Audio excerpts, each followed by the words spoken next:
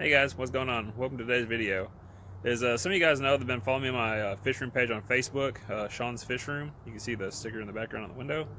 Uh, I also have an outdoor cichlid pond that I put up every year, and so right now I'm getting ready to start working on it, getting it cleaned up for the year, and maybe start getting it ready. Of course, it's still too cold outside to put fish outside, but it's always nice to get it set up and get it running. And I'll kind of show you what the setup I have here is, and it's always worked pretty good. I've had it for 4 years. The winter months, I drain it down and just let it go kind of dormant, clean up the sand at the beginning of the year, and set it up fresh. And I always put out some nice juveniles and stuff and let them grow over the summer. Then whenever late summer, fall starts coming, I start selling off what's off in the pond. I've always had really nice fish come out of there. So let me show you what we're working with here.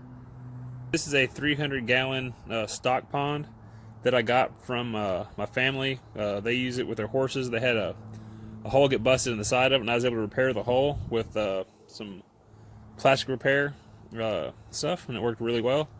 And so, like I said, every year I've used this. I've had really good luck with the fish in it, and the way that it's set up, I have basically like a standpipe here in the middle that overflows, and you can see the white pipe going back into the tote. The tote in the back is just a small Rubbermaid tote, or not even Rubbermaid. Oop, trip there. Just a tote you can get at like the dollar store. Has a basket in there with the filter floss and then some bio balls. Of course, you can see all the algae and stuff in there where it's been sitting, not running, but that stuff's really good for the filter. Once it gets going, it's be good for the fish already. So what I'm gonna do here is I'm gonna go ahead and clean all the sand out of the bottom, get all the leaves out of the bottom. I'm gonna clean the sides out really well. The thing has lifted up since the water was out of it. It had a lot of rain here lately, so water got underneath the pond, and you can actually tell that it's pretty bad out of level, running down to the side where the shovel's sticking out here. So I'm going to take that out, shovel it out, and get it nice and flat. After I get the sand and stuff out, get the drain pipe pulled out of the overflow and stuff there. So right now that's what I'm going to work on. Alright, now I got most of the sand out of the bottom of the thing. Of course, it stirred it up. Water is very murky and green. You can see it coming out of the standpipe, how green it is. So what I'm going to do is fill this up just a little bit where I can get a good suction on it, and suck all the water out of the bottom so I can get this thing pulled out of the ground, get it cleaned up, and get it leveled up, and then put back down the hole. It's really cool, these little flowers here. There used to be a flower bed right here where this tank is sitting, and I just dug the dirt up and pushed it back, and then put it up around the outside to help kind of keep it insulated during the summer, so it didn't get so hot, it wasn't sticking above the ground. And all these flowers just came back on their own, so it's really cool to see the flowers being pretty hardy and coming back. I got more flowers kind of planted around it, and we always take and put you can see there, we always take and put some cattails in there out of a neighborhood little pond. We pull them out and stick them in, and they've always done really well. These are actually still have roots in there showing, so these may even come back, surprisingly. So I'm going to try and not disturb all of that sand in that part. I'll probably leave it alone. There's no dirt there or anything like that to really make it thrive, but with the fish and the wastewater stuff, they do really good. So I'm going to fill this up just a little bit, and I'll cut the water off, and I'll go ahead and pull a suction on it, and try and get all the water out of there so I can get this thing pulled out.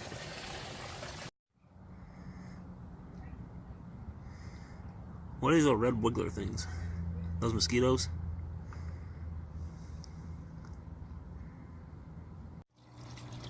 Alright, well here you can see I've got the pond straightened out. I had my neighbor come over and help me set it out of the hole, and I was able to shovel the bottom and get it fairly level. It's pretty close. It's still a little high on one side, but it's not really enough to worry about.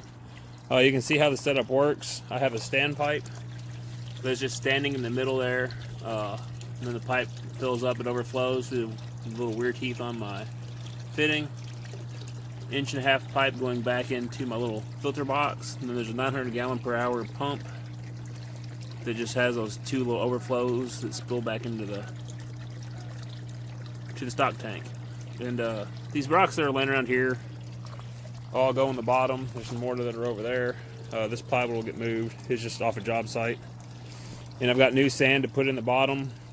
And whenever it warms up a little bit, I'll go to a local pond and get some cattails, and I'll plant them over in this area near the overflow. They seem to do really good there.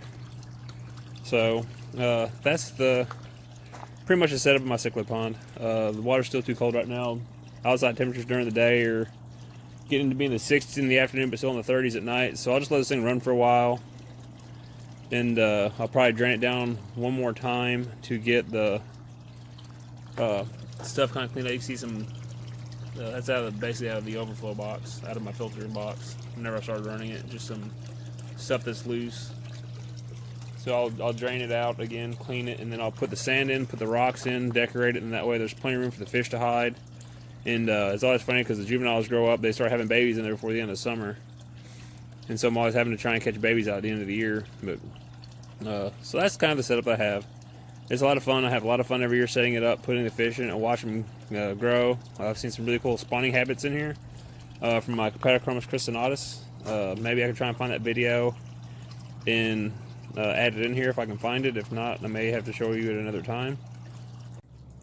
Well, that's gonna be it for this video. I'll do more in the future. Like I said, we'll do a video when I release fish. We'll do a video after I get it decorated, when the temperatures get up a little bit higher. Like I said, it's still a little bit too cold at night now.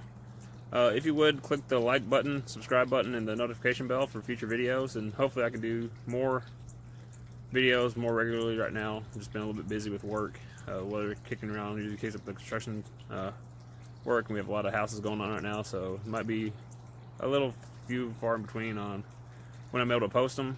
But thankful to you guys to keep me going, and we'll catch you in the next one. Bye.